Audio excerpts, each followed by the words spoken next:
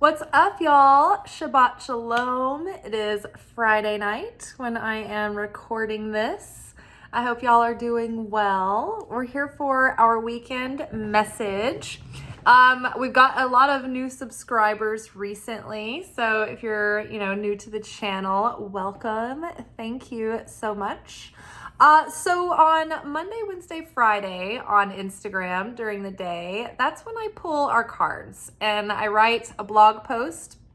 And then later that night or afternoon, depending on my work schedule, I come in and I do our video and I post it. So there's always a corresponding video that goes with those 3 days. And so Monday is our anchor message where we get our spiritual lessons for the week. Wednesdays are the alchemy message where we sort of unpack the process that we've been going through with the lessons. And then on Friday, it usually tends to be a really reflective, pensive message. Tuesdays, we do Totally Tuesday manifestation oracle readings where we check in with our manifestations, see what we need to do for them. And then on Thursdays, that's Thirsty Thursday, we do our romance reading for the week to see what we need to know about our love lives. And then on Saturday nights, we do our Secret Teachings of Jesus episode. Those are our Saturday night secret sermons where we delve into the Gnostic Gospels. And then Sunday is our weekly energy oracle forecast where we sort of get our spiritual weather forecast for the week. So here we are for Friday. If you want to follow me on Instagram so you have a head start on the message, you're going to find me at Liz_Taylor_Magick, and there's a link in the description box below. While we're talking shop, it's awesome every time that you guys like or share or comment. Always very exciting, and it really, really helps the videos get out into the algorithm and it helps other people find them. And very exciting, the other day, our short for the day hit like 1,400 views, which is a big deal for our little channel here. So that was exciting. Thank you. It got like 63 likes. So it's the participation on your end that makes the difference. I can show up every day and it makes no difference. It's really just you guys participating, so thank you so much. I'm so grateful. All right, let's get into the reading. So we have gotten out of the Radiant Sun Oracle deck, we've pulled Idealism, which is the sun in Aquarius, followed by Decision, which is Mars in Gemini. Excuse me. Followed by Inspiration, which is Mercury in Pisces.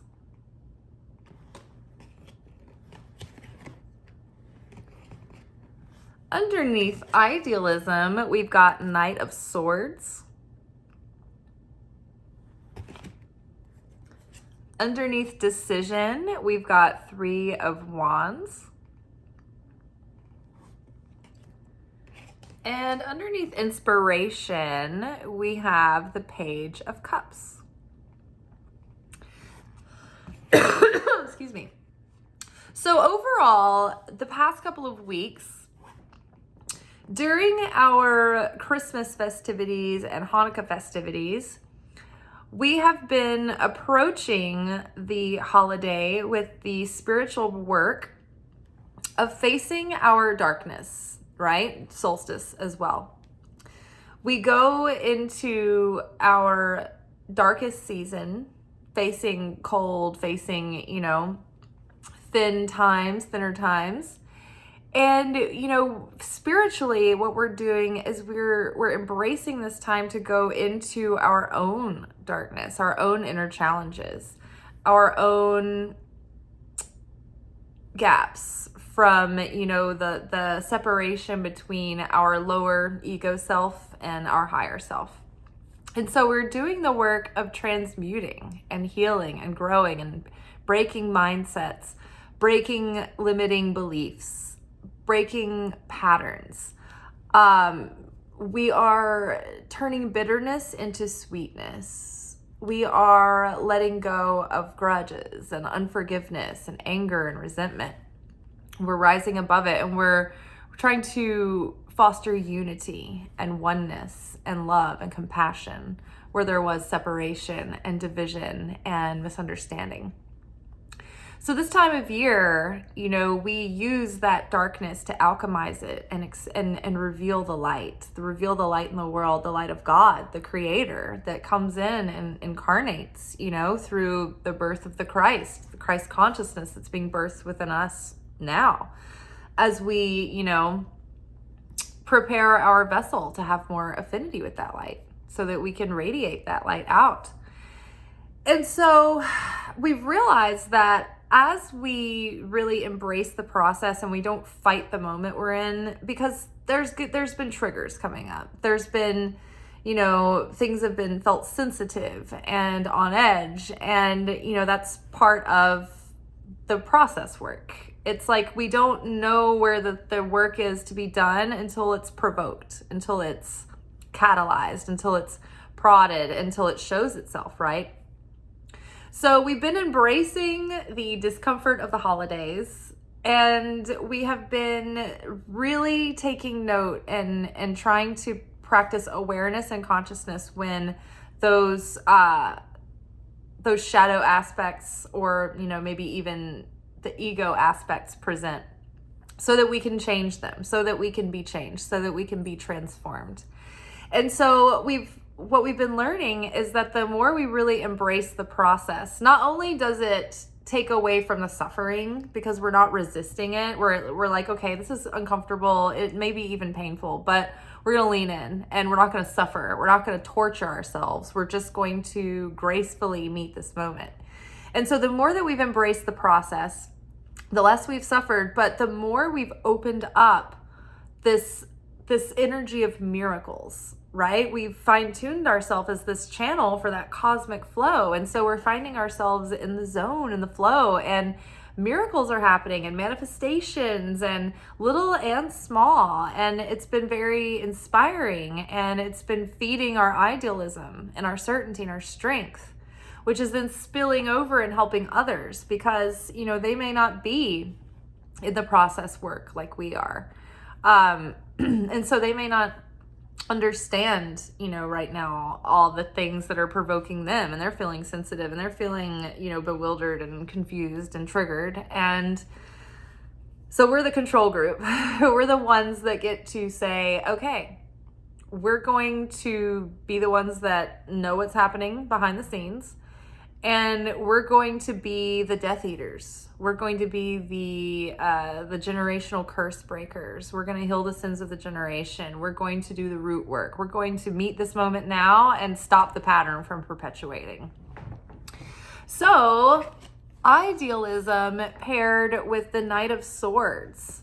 It's like, okay, I'm going to determine within myself to go after this, to go after my darkness, to go after my opponent, to go after my Satan with a vengeance. And I'm going to overcome this, and I'm going to spread that light out for others, right? It's easy this time of year in the darkness, right? Just seasonal depression even. But, there's so many more layers going on. If you've had family tragedy, the holidays are difficult. If you've had, major relationships break up during this time of year, it can feel like you don't have anyone on your side or anybody to really connect or celebrate with. It can be a complex time and a complex season. And so, even just in my own mind, even being fairly emotionally, very stable and feeling really good right now, there have been moments where I've been tempted to be tired, to be so frustrated and over it, and just say, to hell with it all, wavering, right?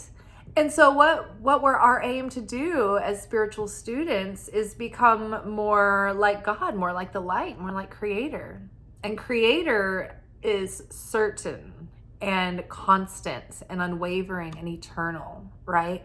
So we're trying to become more constant and unwavering and eternal. And that it starts at a root level on the inside with our consciousness and with our thought realm and with our emotions and our vibe, right? Our vibration.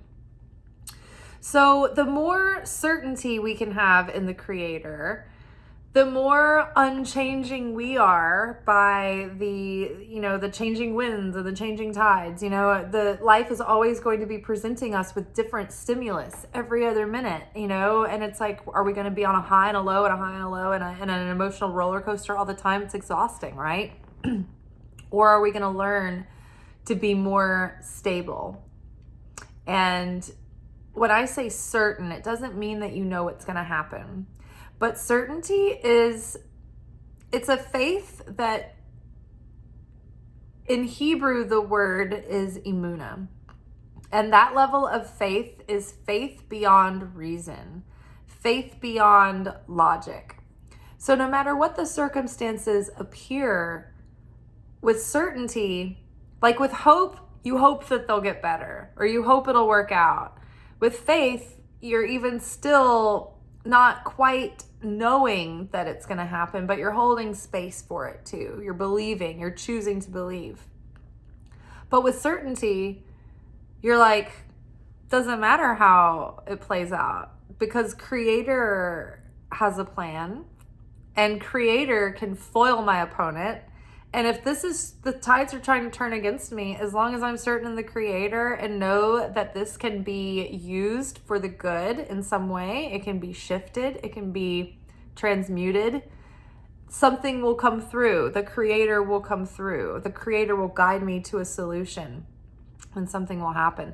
And it's that level of certainty that creates peace and calm within a person that allows that person to have a sense of fulfillment and serenity and a base level of goodness and solidness and security during times of change where other people are feeling very uncertain and they need a lot of reassurance and a lot of encouragement, right?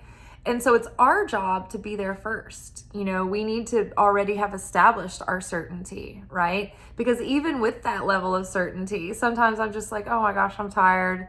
This is not going to happen. This channel's never going to take off. It doesn't make any difference. Nobody cares. Nobody's reading. Nobody's watching. I'm just talking into a void, right?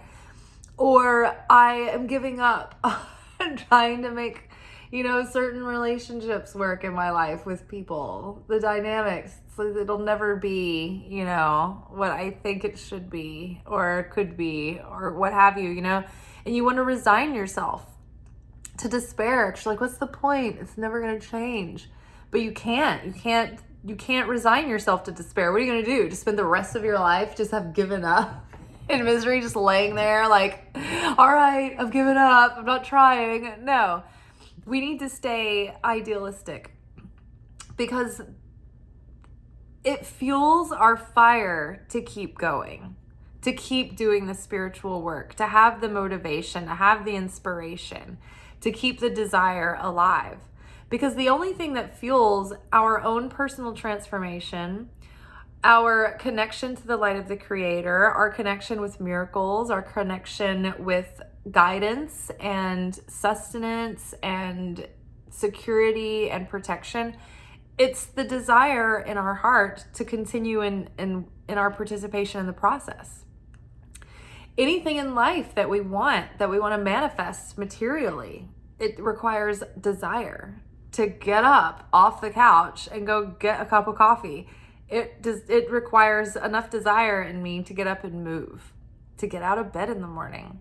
What do we have to live for? What have we got to put our feet on the ground and keep us moving? It's like we need that desire to stay alive. And so we have to protect our idealism, or else there's nothing that drives that magnetism. And so even without that desire, it's like you can bootstrap on, but that's how you get in this, like, what you feel is like this stagnant, sort of blocked, like, energy where you're like, I'm in a rut, I'm stuck, right? And it's because you've lost the desire. The desire is the thing in your heart that makes it magnetic to what you want to call in. It also gives you the motivation and perseverance to keep going, to keep putting in the effort, to keep making the effort, even when you don't see results yet. But you have to believe before you can see. So determining within the self, this is building upon our other messages through the week. It's like having that determination and that hunger and that almost like that animalistic drive and instinct, like the wolf card that came up recently, or the hunter card that came up recently. It's that hunger, that fire to go after something and make it happen. It's like we've got to still keep on it, because on the other side of this, the more that we stay in that process of change and transformation, like the more we're opening ourselves up for our bigger manifestations and our bigger goals and things like that to start unfolding. So again, very, very exciting, but it's like we don't see the benefit yet. We have to do it before we can see it. And our strength and our certainty holds the space for others who are wobbly, who are kind of wavering. It's like up to us to be that spiritual leader within our communities that keeps everyone motivated, that keeps everyone's spirits up.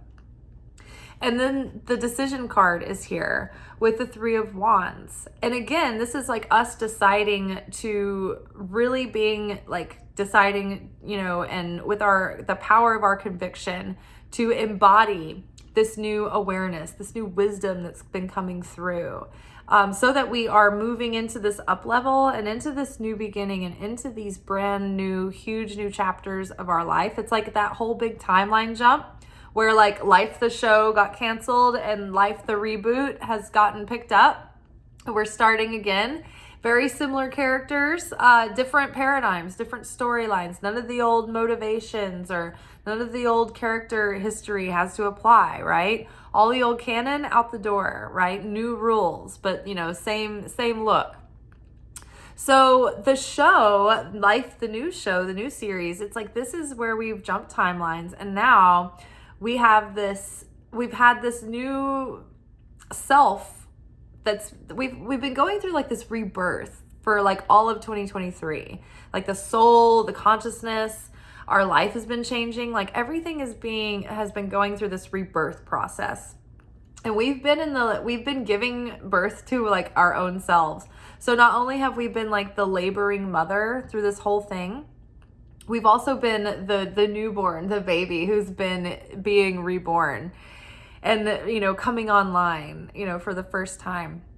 So now it's like we're at the 3s are completion stage 1, the first stage of completion. It's like we've gathered our resources and we're ready to like break trail and head off on a new adventure.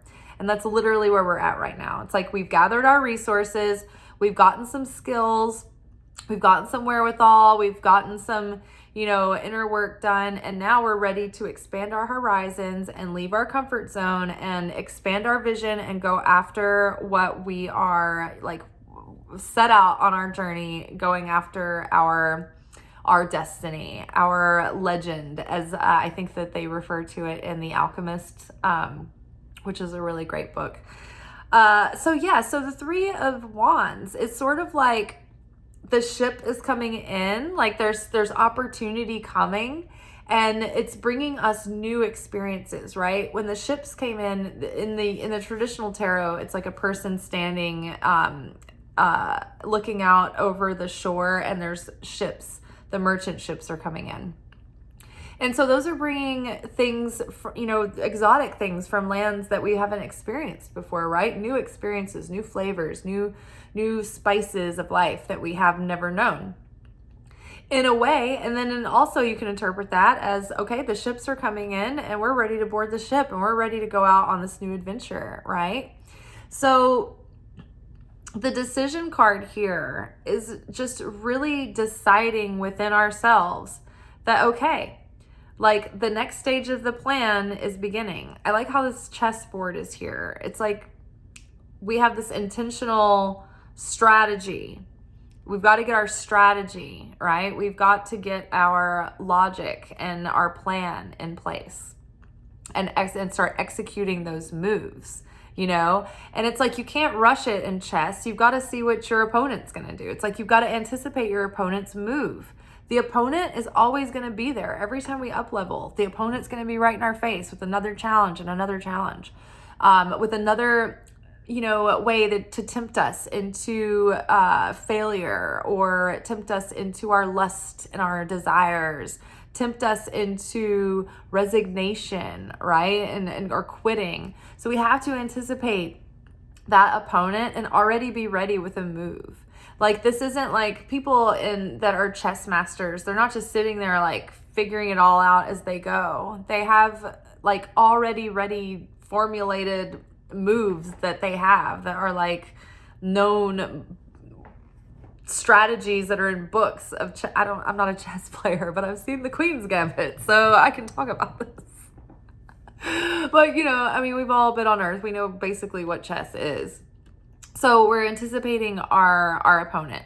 We know that it's going to come in and try to keep us small, to keep us grounded in this little, you know, village that we know. But it's the call to adventure has come again. The invitation has come. And now it's time to move out of our comfort zone and expand our vision and move into the next phase of pursuing that vision. So very exciting.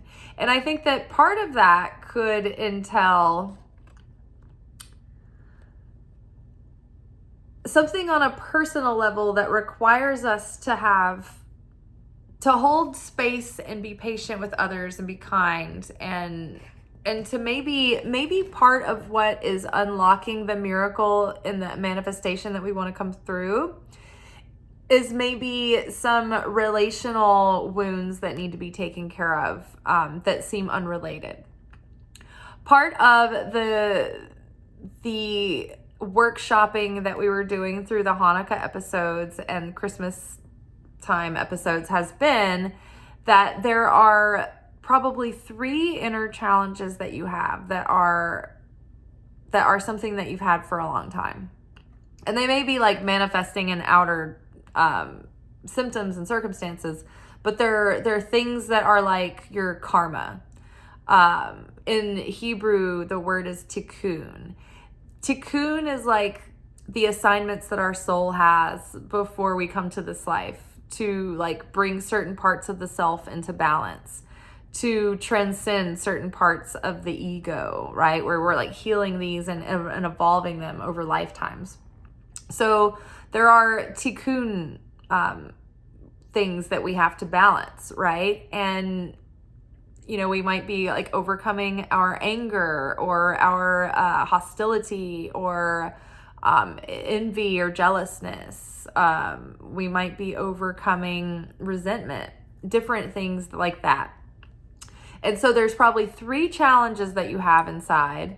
And there's probably 3 major goals or dreams or prominent things on your desire list that you would really like to see happen that are just stuck. The number one thing that you thought of first on your challenges is the thing that's blocking you from the first thing that you thought of in your dreams list. Number 2 thing is the thing that's blocking you in the number 2 goal. And so we've talked about this in many episodes before where I like made everybody pause and like just do it in the moment. And it's better if you don't really think about it. Don't second guess it. Just whatever naturally comes up in that order, those are the things that are related.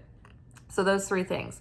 So over the past few weeks, we've all been working on those 3 things and trying to keep those in our awareness in order to unlock miracles in our manifestations. And so you might have been seeing that where as you've been challenged, right? Like if I get jealous of what someone else has and I stop myself and I choose not to be jealous at the very least, or if I can go even one up from that and be happy for them, genuinely happy, then I've noticed like something positive happens, or something that is like of a material benefit, or something that's in, you know, in alignment with my goals and dreams. So think about that for you guys.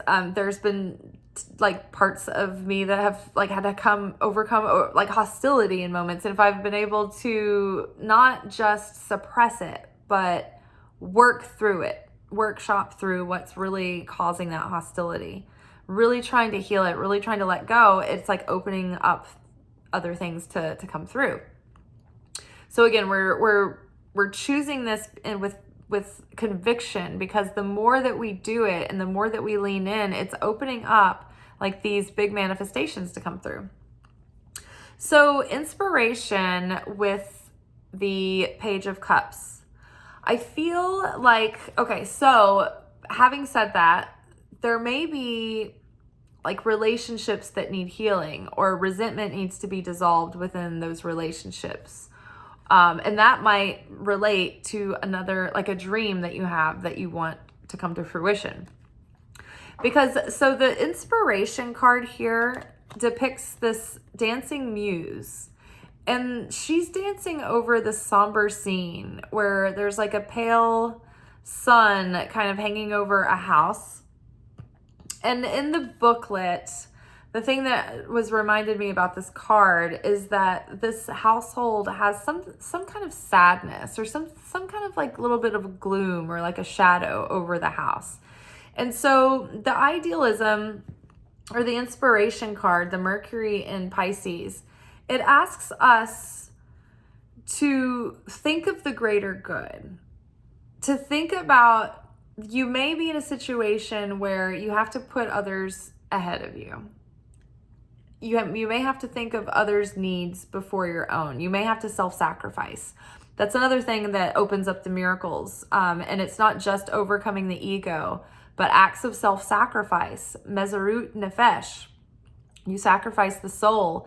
It opens up those miracles to happen, right? Because we know in physics that the law of conservation of matter says that matter can neither be created nor destroyed. It can only be changed. This is the same on an esoteric level, on a metaphysical level. It's like energy, good and evil, none of it goes away. It's not obliterated. It would cause a vacuum. So we have to take our darkness and transmute that into light. And so, forgiveness, resolution, resolving things, putting yourself, outside of your comfort zone for another, right? Those are things that awaken miracles. And they are self-sacrifice. So there may be people who are down and who are having a hard time, who need you to summon within yourself, even though you want to be the one that's like, I want to have a bad time. I want to be miserable. I want to convalesce. I want to be the one to cry and have people comfort me. We're actually being asked to be the ones who are holding the torch for others, who are being the light bearer for others, who are being that warm, radiant sun, brightening the day of people around us. Because even though we think that we're having a hard time, at least we know we're ready. We're anticipating our opponent's moves. There are other people out there just taking a beating right now, and they don't know why, or what's going on, or the context, or that they can even get out of it. So it is up to us. This little Page of Cups here, we're sensitive, and we are intuitive, and we're caring, and we're nurturing, and doesn't mean that we're not sometimes insensitive and blunt and assholes. But overall, like, we're the intuitive people that people come to, and they want to, our support and our attention and our compassion. And sometimes it gets tiring, but that's why we have to decide within ourselves that this is our purpose, and this is our contribution to the world. This is our gift to give. This is our legacy, is how we, treated others. And it's not just how we elevated the sparks of light within ourselves when we helped overcome our own darkness, but when we can help others overcome their darkness and reveal sparks of light within them, huge things are happening in the upper realms. I mean, the upper realms are elevated by us, and they are celebrating, and they're rooting us on, and they're cheering us on. So, this is sort of an offer of an apology, and also an acceptance of an apology, and having, a sensitive dialogue, or offering ourselves like a heartfelt heart to heart, or offering someone the energy of intimacy. It may be that we offer another apology. It may be that another offers an apology to us. and we might not want to accept it, or we might not want to just let things go and just move forward and show compassion and empathy. We may not want to, but we need to decide to, because there's something about this card that these two cards together, it's like it would behoove us, and it is needed right now, for us to rise above our own darkness, our own temptation, our own pettiness, our own smallness, and be the bigger person for others. Be the light that others need right now, because the world needs us. There's so much pain and suffering and fear and uncertainty right now.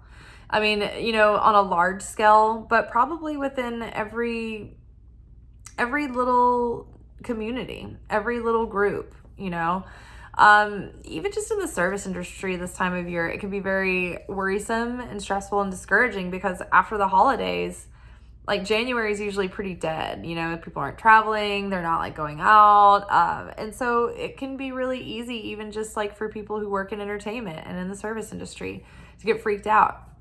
I know before I worked at a restaurant, I was working in film and television for 13 years. And winter could mean weeks, maybe months without gigs.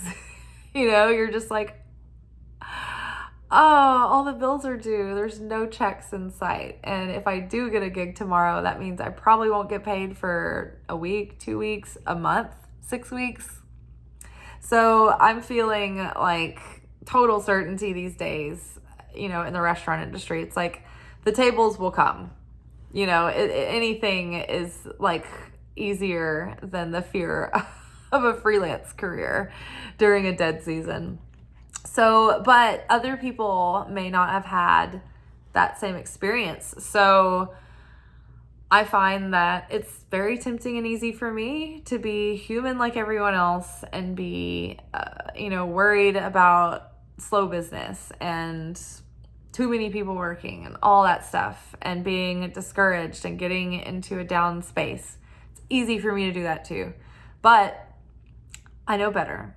And so I am under the direct supervision of the Creator, and I have a duty and a responsibility to set the tone and to set the vibration and to be certain and unwavering and to hold space and hold faith and hold the vision for business coming in. And it's funny, I learned to do this in that freelance world where you're out there and you're totally exposed with no gigs and no money and bills. And I had to learn to face that horror and be in the absolute lack and force myself into abundance and force myself into faith. I would choose to pray, "Dear God, help me through this. I know you will not forsake me. I know you never have. I'm already grateful for the business that I know that it's coming in. I'm already speaking words of gratitude. I'm already naming and claiming that there is abundance coming, that gigs are coming." And if I want to step further and physicalize that with saying it out loud or writing it down on paper, book a gig. I'm thankful for the call that I get that I'm booking this gig. Sometimes I would get a gig within an hour, within the next day. But I had to learn to do that when it was like years on end, and like months on end of just like always never knowing what was going to happen.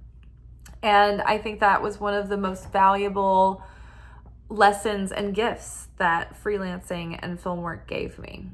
It gave me the ability to say, okay, I have a choice, and I can shift my mindset, and I can let fear take over and scarcity, and then that usually makes things worse, and it usually makes things even more thin, and it pushes the opportunity away energetically and spiritually. And instead, you think, okay, this experience is only happening so that I can learn to rely on the Creator. This darkness is only here to reveal light. This seeming lack is only here for me to have the fulfillment of a miracle. And so as soon as I realize that this moment is only here to shape me and teach me faith and certainty, so I can just choose certainty and that's it, and stop being afraid and let it go, or at least choose to release that, and then the circumstances will change. Abracadabra. It is magic. It is a miracle. It is God flowing through you. And all it takes is our ability to recognize, oh yeah, I need to anticipate my opponent. My opponent is only here because I'm in the game, right? We're in the game. We're in the chessboard of life. And not everyone's playing, right? Some people are just sitting at the table with their pieces, sitting there, just going through the motions, just sitting down and enjoying the park, right? But it's when we choose to be spiritual students, it's when we choose to start that work of inner transformation and self-improvement and self-growth, that it's like the game is on now. Like, you're not just going through the motions out there in the simulation like the Sims people. You're in the game now. And so the opponent, you've now made your move, and the opponent is going to be making their move. And so now you can anticipate that. I'm in the game. Challenges are going to come, but I know that those challenges are coming, and they're only making me a better player. They're only making me more shrewd. They're only making me smarter, sharper, stronger, with more focus, more determination. So, deciding within ourselves to maintain an idealistic mindset, because it's maintaining idealism that can plant the seeds of hope that can one day grow into certainty. And when we hold space by being determined within ourselves to maintain that idealism, it spreads out to others as well. And it puts us in that miracle zone where we're in affinity with the light of the Creator, and we're in the flow, and we're harmonizing with miracles and that cosmic harmony, where timing and ease and abundance just flow. It's amazing. All right, y'all. Well, that is all for tonight. I hope you have a good rest of your evening or morning or day or whenever this is when you're watching. And I will see y'all Saturday night for Secret Teachings of Jesus, provided that nothing unforeseen takes place. And yeah, y'all be good, but not too good. Ciao.